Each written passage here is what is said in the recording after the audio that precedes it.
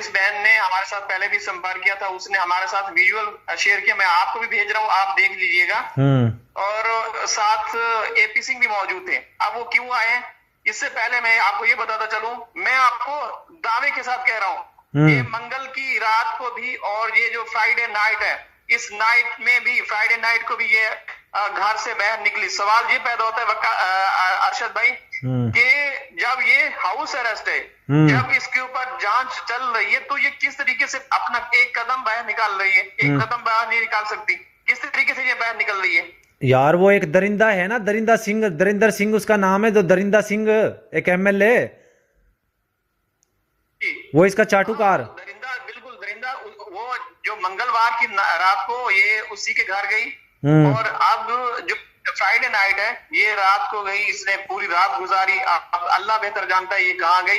लेकिन अफसोस हो रहा है अरशद भाई, हमारे साथ जो कुछ दोस्त जुड़े हुए हिंदुस्तान से, वो ये सवाल उठाते हैं कि भाई पाकिस्तान में क्या हो रहा है, पाकिस्तान का कानून कहाँ है, भाई वो कहाँ घुसी है, किस देश में घुसी है। तो आपको करना चाहिए ना, हम आपके पूरे सिस्टम को वो नहीं कर रहे, हम रिस्पेक्ट करते हैं आपके इदारे, एजेंसियां, अदालतें हैं, लेकिन रब्बूपुरा में क्या हो रहा है? पूरा रब्बूपुरा का प्रशासन सीमा की उसमें वो लगा हुआ है, खिदमत गुजारी में लगा हुआ है, पुलिस उसकी लगी हुई है खिदमत में।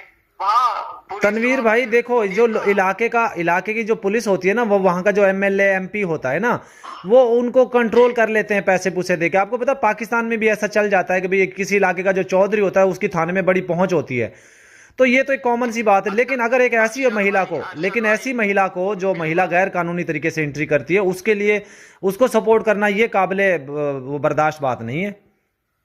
नहीं अरशद भाई, बिल्कुल ऐसे ही है। आप एक चीज देखें, जब वो खुलेआम हिंदुस्तान में बैठ के हिंदुस्तान का खा के वहां अंडरवर्ल्ड डॉन बनी हुई है, बदमाशियां कर रही है, वो चुनौतियां दे रही है, तो वहां उसके साथ क्यों कुछ नहीं हो रहा? और यार तनवीर भाई, चिट्टी किसी भी देश में भाई, आप क्यों नहीं समझ रहे हो यार, आप क्यों नहीं समझ रहे हो? चिट्टी चमड़ी है, पाकिस्तान की चिट्टी चमड़ी है, वो काम चल रहा है बस। चमड़ी और दमड़ी कब तक चलती रहेगी अरशद भाई? ये चमड़ी दमड़ी को छोड़िए, अब क्या देश सबसे पहले होता है? देश सबसे पहले, कानून से बढ़ के कोई नहीं होता। जो इसके साथ हो रहा है क्या, फिर मैं कुछ बोलूंगा तो फिर वहां के कुछ लोग नाराज हो जाएंगे। हम पूरे, मुझे एक बात बताइए अरशद भाई, मुझे एक बात बताइए, मोमिन साहब से हमारी उम्मीदें हैं, वो आखिरी उम्मीद है हमारी। हाँ जी, बाकी हम कुछ भी नहीं कह सकते। जब वो खुद मायूस होके, निराश हो कि उनको ये क्यों कहना पड़ा कि मैं यहाँ सेटिस्फाइड नहीं हूँ, यूपी में यूपी पुलिस या रब्बूपुरा के कह लें कि मैं ये चाहता हूँ कि ये केस ट्रांसफर हो हरियाणा में, क्यों उनको कहना पड़ा है? अच्छा भाई, तनवीर भाई देखे, मैं तो फिर कहता हूँ, ये बार बार सबको पता है, ये मोमिन मलिक हों और जो भी हैं, उन सबको पता है कि वहाँ पे केस के हवाले से क्या अपडेट्स चल रही हैं, कैसे उनको मैनेज किया जा रहा है। तो ये तो खैर एक कॉमन सी बात है, पुलिस वगैरह, पुलिस विभाग चाहे किसी भी कंट्री में, वो ये सही करते हैं। उनके साथ तो पैसे दो और तमाशा देखो, ये तो पाकिस्तान में भी आपको पता है ऐसे हो जाता है। अब इशू ये है कि जो अपडेट्स निकल कर आ रही हैं उनके हवाले से मुझे बताएं कि वहाँ रब्बूपुरा में आपने कल भी एक महिला का वहाँ पे इंटरव्यू किया, तो वो जो आपको कुछ बता रही थी, तो क्या उन्होंने वो कुछ और क्या नया हमें बताया कि नया कुछ क्या हो रहा है? अरशद भाई, बहुत कुछ हो रहा है, बहुत कुछ हो रहा है। उनका ये मानना है, जो बहन हमारे साथ जुड़ी है, वो कह रही है कि 98% लोग रब्बूपुरा के इसके खिलाफ हैं।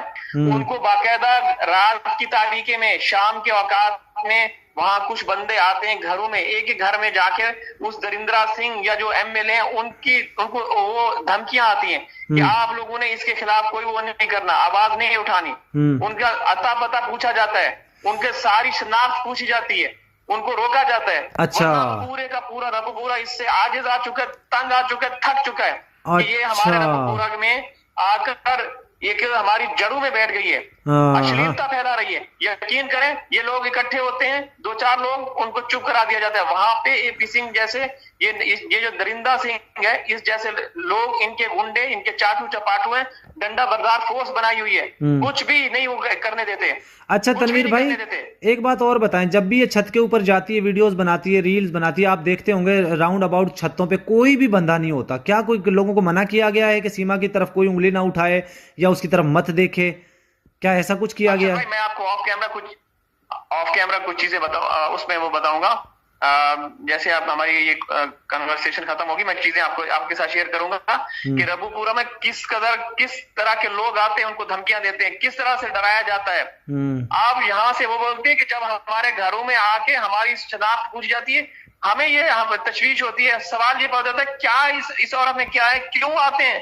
हर घर में आके उनसे पूछा जाता है कि अगर तुम लोगों ने कुछ भी किया ना तो फिर तुम्हारी खैर नहीं।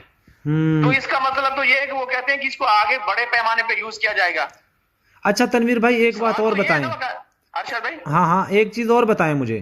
कुछ खबर ये भी चल रही है कि वहां पे रबूपुरा में कुछ 4-5 फैमिली आई है रेंट पे जिन्होंने घर लिया है, और वो लोग गांव में घूमते फिरते हैं, दुकानदारों पे जाते हैं, पूछते हैं भी सीमा के बारे में कि वो कैसे रह रही है। मतलब क्या लगता है वो जो रेंट पे लोग आए हैं वहां पे, वो कुछ जासूस हैं, किसी ने भेजा है उनको, क्या इसके बारे में खबर है?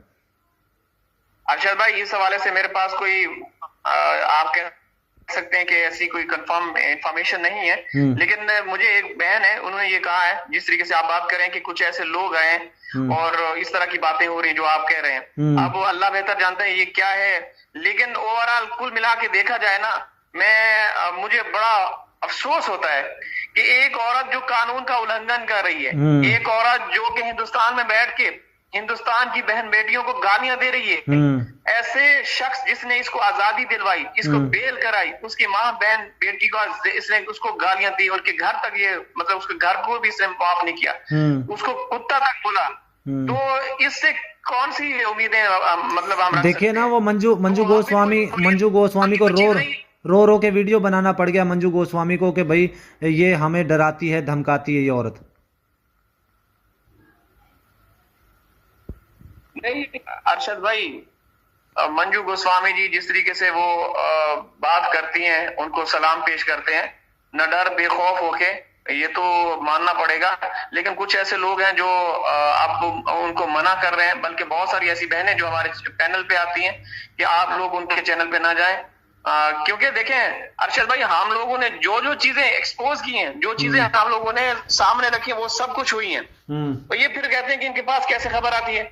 हमने ये कहा था ना कि एटीएस की टीम, एटीएस के नाम पे सरकारी गाड़ियों का इस्तेमाल किया जाता है, सीमा को लेके जाया जाता है। और फिर मोमिन साहब ने ये कहा था ना कि इसकी अभी तक कोई जांच हुई नहीं, सिर्फ पुलिस ने जो भी एक फॉर्मेलिटी होती है, फर्जी जांच होती है, वो की है।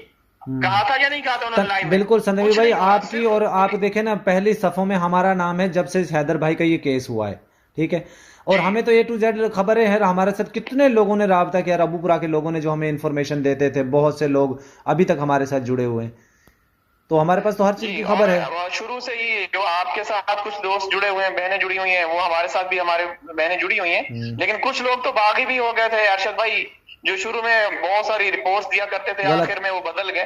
लेकिन हमें हमारे सोर्सेज बहुत वसी है, हमारे सूत्र अब बहुत ज्यादा फैल चुके हैं।